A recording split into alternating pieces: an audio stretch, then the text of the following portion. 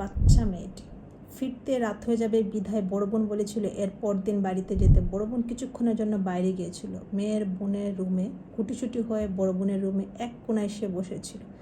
দুলাভাই ছিল রুমে। বড় বোন ভেবেছিল তার হাজবেন্ড যেহেতু আছে তাহলে আর কোনো সমস্যা হবে না। তারপর দুপুরের দিকে বড় বোন বাসায় এসে দেখে রুমের লাইট নেবানো, ঘুটঘুটে অন্ধকার।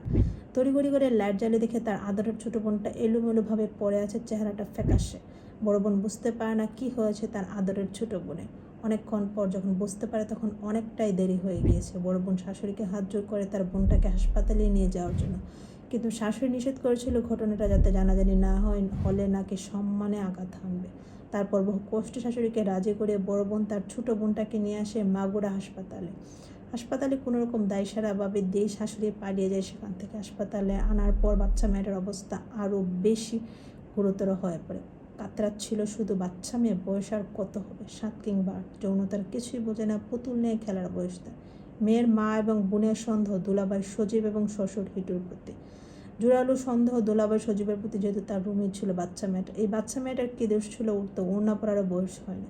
ওড়না পরার বয়স হলে না হয় ওড়নার দোহাই দিয়ে দায়ী সেরা যেত। তৌহিদি জনতাকে এবারও ধর্ষকের পক্ষ নিয়ে ফুলের মালা দিয়ে বরণ করে আনবে, নাকি বাচ্চা মেয়েটার পক্ষ নিয়ে ধর্ষকের বিচার করতে সাহায্য করবে?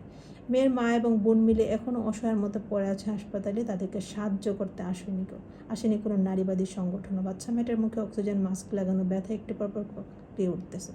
বড় বোন একপাশে হাত দিয়ে দাঁড়িয়ে আছে। মেয়ের মাথায় মা হাত বুলিয়ে দিচ্ছে আর আশ্বাস দিচ্ছে সব ঠিক হয়ে যাবে।